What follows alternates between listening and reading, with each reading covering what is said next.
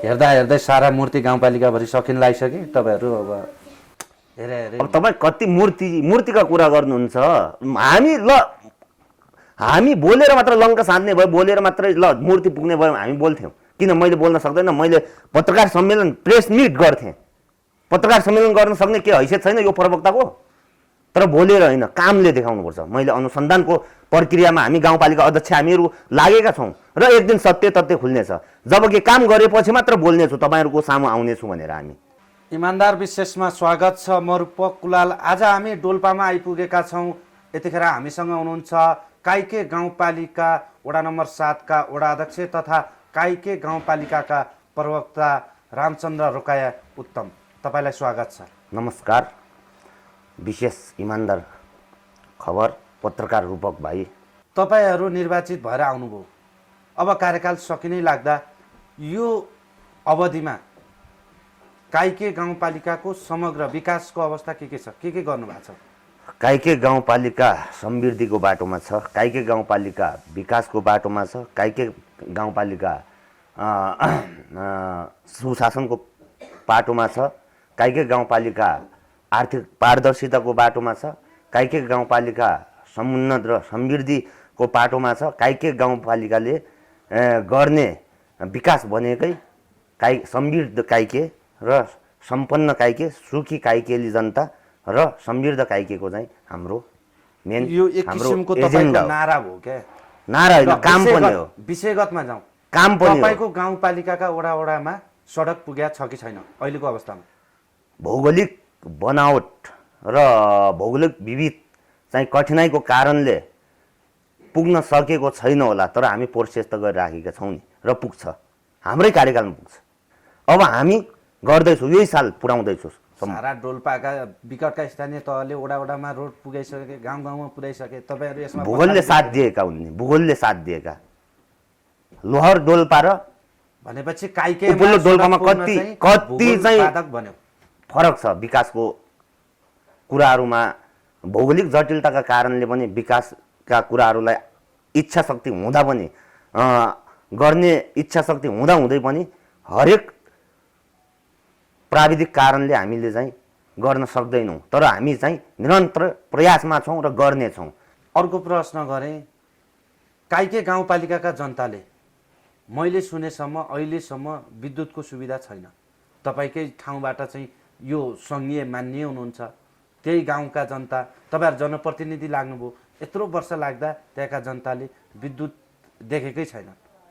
हो, कसरी भयो? म स्वीकार छु। तर बन्ने क्रममा छ नि, बन्ने क्रममा छ। अब यही वर्ष बल्छ, म ग्यारेन्टी दिन्छु, यही वर्ष बल्छ। भनेपछि यो वर्षभित्र काइके गाउँपालिकावासीले विद्युत प्रयोग गर्न पाउँछन्? पाउँछ। कहाँ बन्दैछ यो दसैँसम्म पाउँछ। कति मेगावाटको कहाँ बन्दैछ यो एलाकोट जलविद्युत आयोजना एउटा, लघु जलविद्युत आयोजना एउटा, भ्यासघाट लघु जलविद्युत आयोजना एउटा। र हामी युद्ध स्तरमा लागि परेका छौँ र समितिलाई पनि हामीले बारम्बार ताकेदा गरेका छौँ र यो काम छिटो सम्पन्न हुनुपर्छ भन्ने कुरामा हामी कटिबद्ध भएर हामीले त्यो अनुसारको नीति निर्देशन गरिराखेका छौँ र बल्छ। अब शिक्षा क्षेत्रका कुरा गरौँ। मावि एउटा मात्रै 2 कोठिया भवनमा मावि सञ्चालन भइरहेछ। भौतिक पूर्वाधार लगायत शिक्षा क्षेत्रमा तपाईँहरूको ध्यान गएन गाउँपालिकाको? हजुरले 2टा कोठा देख्नुभयो, तर हामीले त धेरै देख्छौँ नि त। आफ्नो हेराइको दृष्टिकोणको कमी हो। तर हामी बन्ने सुरुमा त 2 बाटै त सुरु हुने हो नि त। थोपा थोपाबाट त सागर बन्छ नि त। सानो मूल्य त नदी बन्छ नि त। पहिले हामीले चाहिँ 12-13वटा बिल्डिङ बनाएर क्वालिटी शिक्षा हुन सक्दैन नि त। हामीले त क्वालिटी दिने हो। अब हामीले शिक्षा, काइके गाउँपालिकाले चाहेको भनेको शिक्षा क्षेत्रलाई हामी अगाडि बढाउन चाहन्छौँ, स्वास्थ्य क्षेत्रलाई अगाडि बढाउन चाहन्छौँ, सञ्चार क्षेत्रलाई अगाडि बढाउन चाहन्छौँ र हामीले त्यही अनुसारको गरिराखेका छौँ। र विकास हेर्न त त्यहीँ जानु पर्यो नि त। काइके गाउँपालिकामा जानुहोस्, मावि हेर्नुहोस्। जनताको गुनासो सुन्दा त भन्छन् नि कागले कान लग्यो भन्दैमा त्यसको पछि दौडिनु त भएन नि त। कागले कान लग्यो भन्दैमा कान छाम्ने कि दौडेर चाहिँ भिरबाट फाङ हान्ने, त्यो पनि सोच्नु होला। र हुन्छ विकास भन्ने र आलोचना गर्न सजिलो छ, काम गर्न धेरै चुनौती छ र हाम्रो कर्तव्य हो, हामी गर्छौँ काम। हामी काम गर्नकै निम्ति जनताले हामीलाई चाहिँ भोट दिएको हो र हामीलाई जनप्रतिनिधि बनाएको हो र हामी काम युद्ध गतिमा युद्ध स्तरमा हामी काम गर्नेछौँ भन्ने म सम्पूर्ण जनसमुदायलाई काइके गाउँपालिकाको प्रवक्ताको तर्फबाट, गाउँपालिका परिवारको तर्फबाट मैले तपाईँहरूलाई चाहिँ विश्वास दिलाउन चाहन्छु। अब अर्को प्रश्न, काइके गाउँपालिकावासीका केही ओडावासी बाहेक समग्र जनताले चाहिँ हामीले खानेपानी पाएनौँ, खानेपानीले काकाकुल काइके भन्छन्, खानेपानीको पनि सुविधा दिन सक्नु भएन गाउँपालिका यत्रो आएर स्थानीय सरकार तपाईँ आएर? म के भन्छु भनेपछि सम्पूर्ण ओडाहरू घुम्नुहोस्, सम्पूर्ण ओडाहरू घुम्नुहोस्, एक घर एक धाराको संरचना हाम्रो काइकेले ल्याएको हो र गरेका पनि छौँ र कतिपय ठाउँमा यो पञ्चवर्षीय आयोजना ले को जुन पञ्चवर्षीय आयोजनाको मुख ताकेर हामी गुमराहमा पर्यौँ र त्यहाँ पञ्चवर्षीय आयोजनाले बनाइदिन्छ कि भन्ने समय पर्खिँदै हामी अलि ढिलो भएको हो, तर यो साल पुग्छ।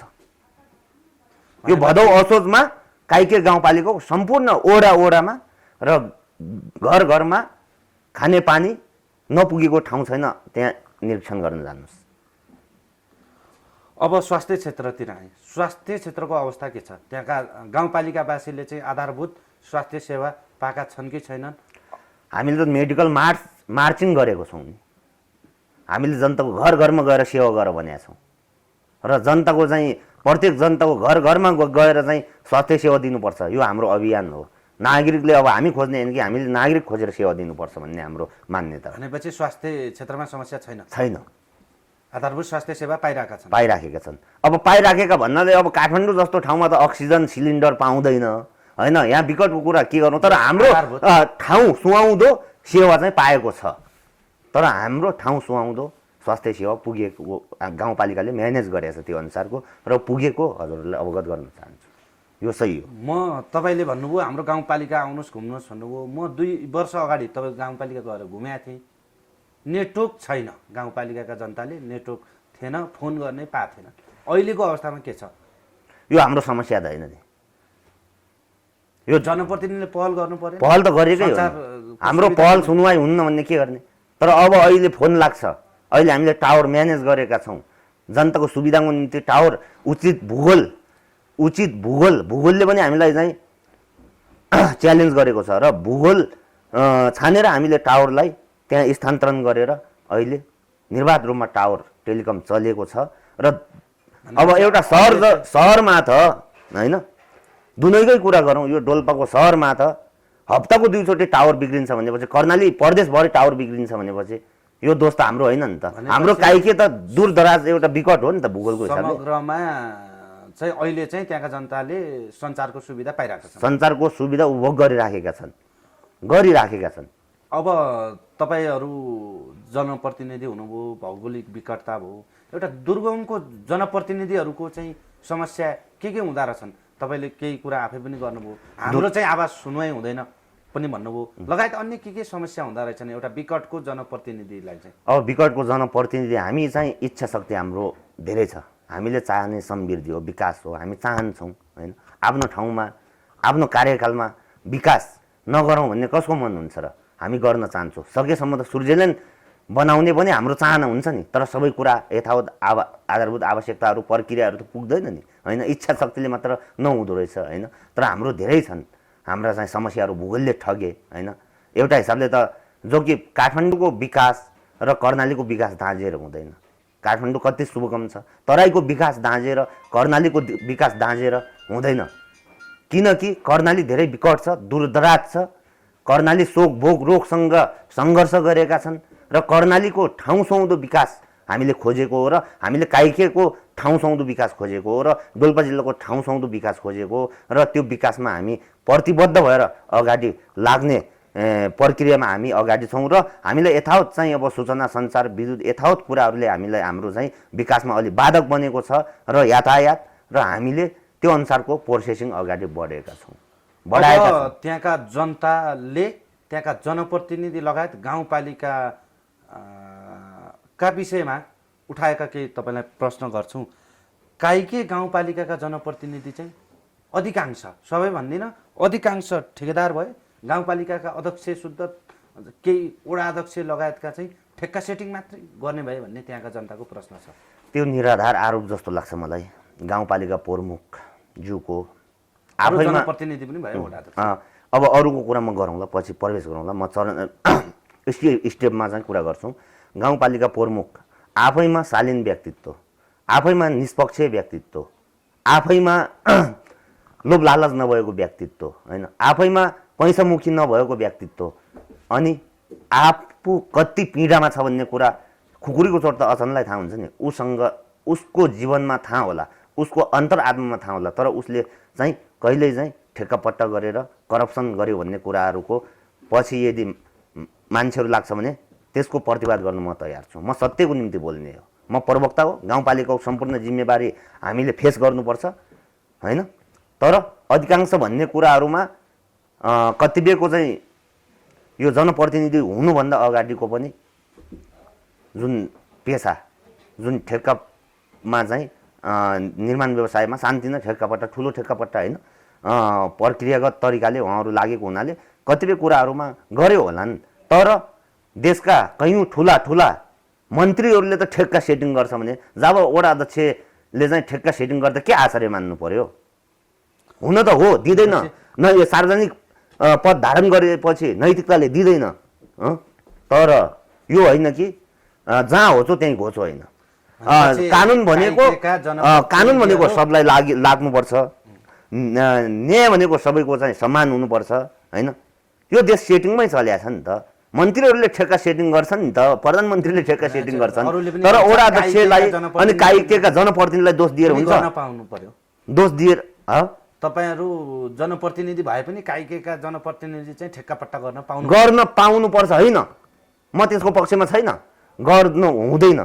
किनकि जनप्रतिनिधि भनेको स्वच्छ तरिकाले, निष्पक्ष तरिकाले जनताको सेवा गर्ने हो, र निस्वार्थ हिसाबले जनप्रतिनिधिहरूलाई कुनै पनि दोग र दाग लाग्नु हुँदैन। जनप्रतिनिधिहरू निष्ठाको राजनीति गर्नुपर्छ र जनप्रतिनिधिहरू सिद्धान्तको राजनीति गर्नुपर्छ, जनताको पक्षको राजनीति गर्नुपर्छ।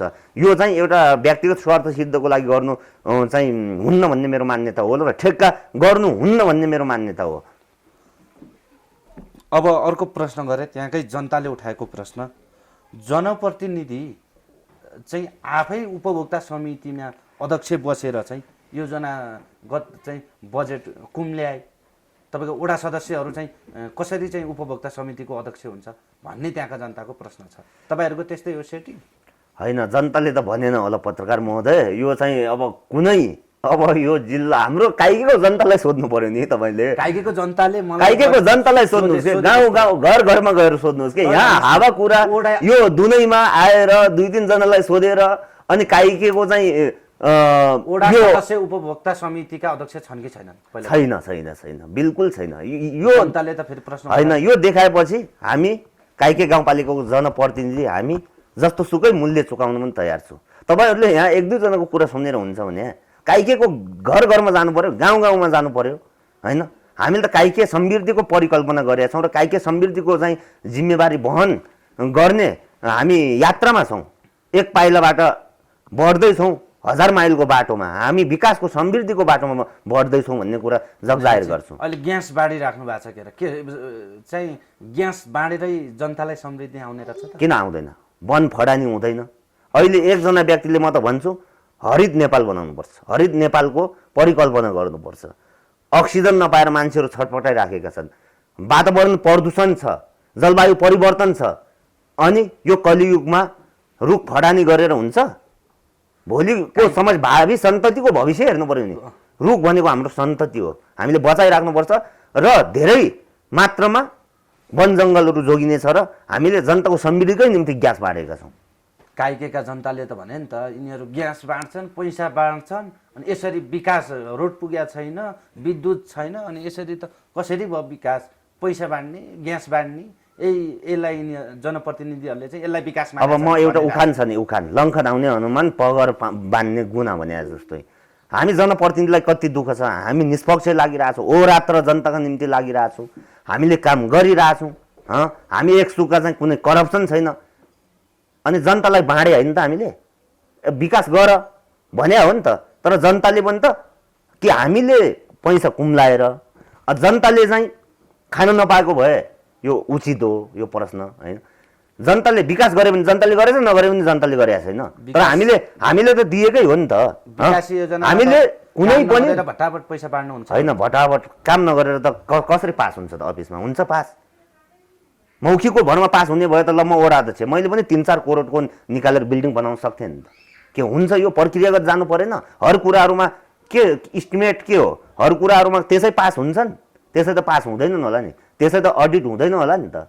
यो कुरा निराधार हो र जनताले पुरा सुविधा पाएका छन् र 1-2 जनाले यदि भन्छ भने यो कुरा आलोचना सहन सक्ने क्षमता हामीमा पनि छ र हामीलाई भन्छन्। हामी काइके गाउँपालिकाका अभिभावक हो र जनताले हाम्रो कमजोरी औँल्याउनु पनि पर्छ र हामी आलोचित भएर अगाडि बढ्न पनि तयार हुनुपर्छ, किनकि जनताको आलोचनै सुन्न नसक्ने भन्ने कुरा हुँदैन हाम्रो।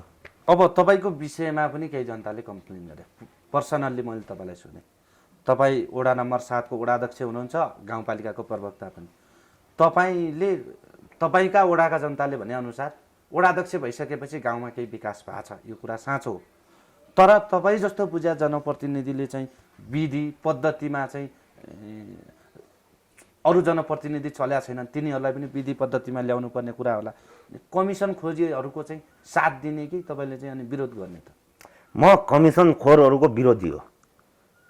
विरोध गरे त देखिएन। निष्ठाको राजनीति हो। मैले मुखले मात्र लङ्काबाट सुन ल्याउँछु भनेर हुँदैन के, बोलेर मात्र हुन्छ भने विधि प्रक्रियागत तरिकाले अगाडि बढ्नु पर्यो नि त। मैले कमिसनको कुरै छोडिदिउँ, 1 कप चिया पनि खाएछ भनेपछि होइन, 1 कप चिया मैले खाएछु भने म झुन्डिन पनि तयार छु, राजनीतिबाट सन्यास लिन तयार छु।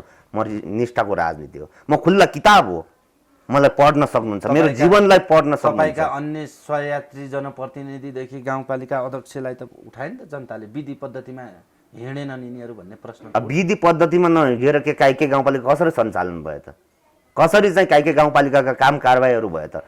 हामी विधिमा हिँडेछौँ काइके गाउँपालिका र विधिको शासनमा चलेका छौँ। हामी निष्ठाको राजनीति गरेका छौँ।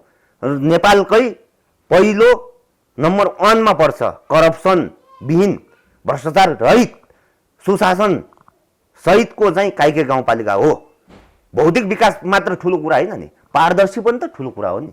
सुशासन ठुलो कुरा होइन, अमन चयन ठुलो कुरा होइन, विधिको शासन ठुलो कुरा होइन, स्वास्थ्य सुरक्षा ठुलो कुरा होइन, रोजगार त हामीले दिन सकेन होला नि, यो राष्ट्रले त दिन सकेन भनेपछि हामी स्थानीय, तर हामी प्रयत्न गर्छौँ र युवाहरूलाई पनि रोजगार दिने प्रयत्नमा हामी अगाडि बढिराखेकै छौँ र हाम्रो कार्यकालमा नभए पनि अर्को कार्यकालमा त गर्छौँ नि। तर हामीले खाका ड्राफ्ट तयार बनाएर हामी अनुमोदन गरेर राखिदिन्छौँ। पहिलाकाले राम्रो काम गरेर गएपछि पछिकाले त फलो गर्नु पर्यो नि त। तपाईँका गाउँपालिकाभित्रका पुराना ऐतिहासिक मूर्तिहरू भटाभट चोरी भइरहेका छन्, यो कुरा साँचो हो? विगत केही वर्षदेखि यो साँचो हो। पहल गर्नु परेन? गाउँपालिका ऐतिहासिक मूर्तिहरूको सुरक्षा गर्ने जिम्मा होइन तपाईँहरूको? हामीले त्यहाँको ऐतिहासिक पुरातात्विक सम्पदाहरूको संरक्षण गर्ने दायित्व हाम्रो हो। किन? हामी स्थानीय सरकार भएको हुनाले हो। तर पनि त्यहाँको जुन समुदाय, जुन हराएको ठाउँको समुदायले पनि गाउँपालिकालाई आवश्यक सुरक्षा मागेको भए हामी दिन्थ्यौँ नि त, दिन सक्दैनथे हामीले। तर मिसअन्डरस्ट्यान्डिङ भयो। पहिला हुँदा पनि नहुँदै पनि मूर्तिहरू हराए। यो अनुसन्धानको कमजोरी हो। यो अनुसन्धान गर्नुपर्छ। यो अनुसन्धानमा सबै हामी लागेका छौँ र हामीले सत्य तथ्य पत्ता लगाउनु पर्छ।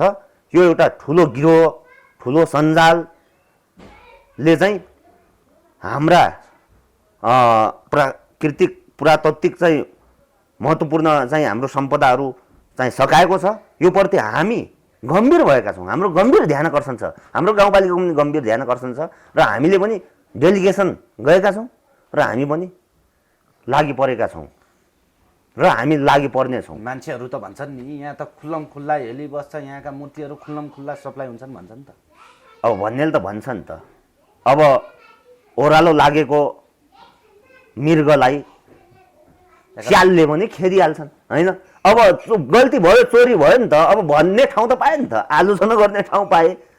यो प्रति त हामी पनि किनकि हामी जिम्मेवारी बोध छौँ र हामी गैर जिम्मेवारी बोध छैनौँ र हामीले जसरी भए पनि सत्य तथ्य पत्ता लगाउनुपर्छ भन्ने हाम्रो उद्देश्य हो र हाम्रो पुरानो पुरातात्विक महत्त्वको जुन मूर्तिहरू फिर्ता हुनुपर्छ र दोषीलाई कारबाही गर्नुपर्छ र दोषी निर्दोष नफसोस् दोषी नउम्कोस् भन्ने चाहिँ हाम्रो चाहना हो।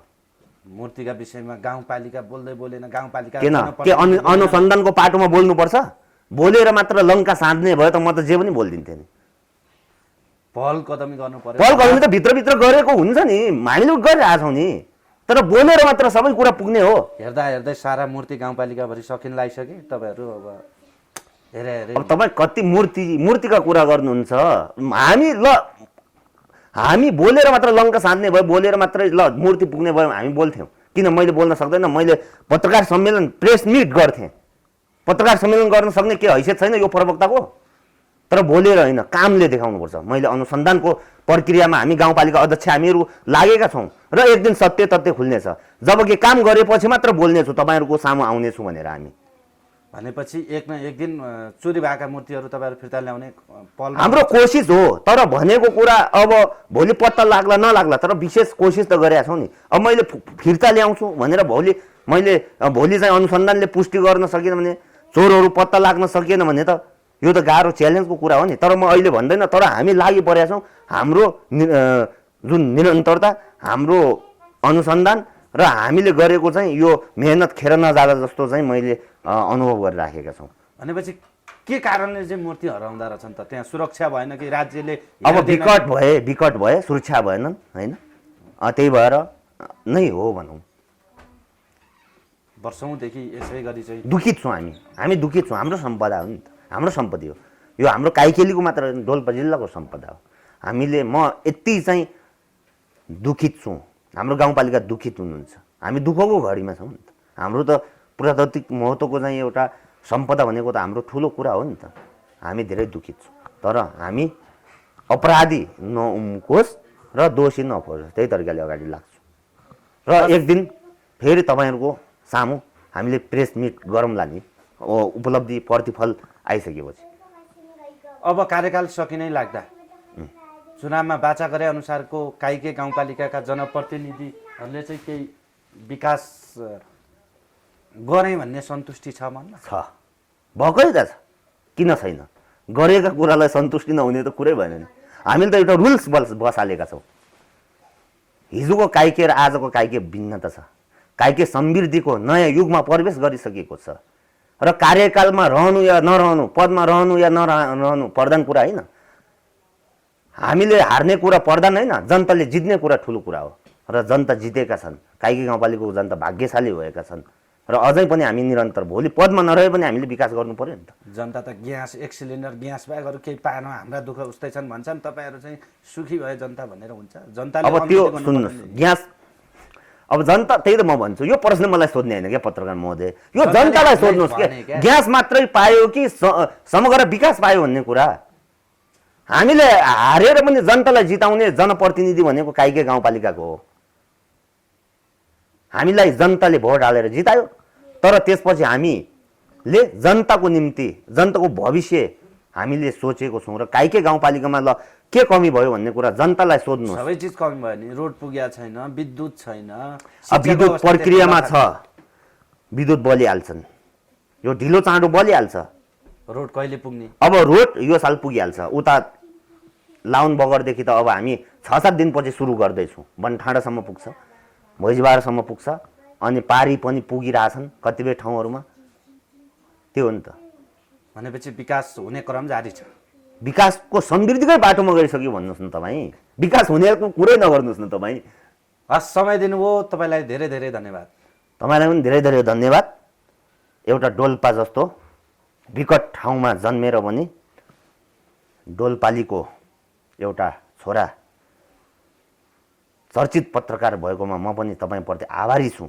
र सत्य तथ्य खोज अनुसन्धान गर्नुहोला, अनावश्यक आरोप लाउने काम नगर्नुहोला, चर्काचर्की नगर्नुहोला। तपाईँले सबै एउटै हुँदैनन्, जनप्रतिनिधि पनि धेरै किसिमका हुन्छन्, नेता पनि धेरै किसिमका हुन्छन्। र तपाईँ हामीले नबनाए कसले बनाउने हाम्रो देश? तपाईँ हामीले नबनाए कसले हाम्रो बनाउँछ राष्ट्र? हामीलाई देशको माया, राष्ट्रको माया, गाउँको माया हुनुपर्छ कि पर्दैन? त्यही भएर रूपकजी तपाईँप्रति म आभार प्रकट गर्न चाहन्छु। हस्त, धन्यवाद। इमान्दार विशेष खबरलाई।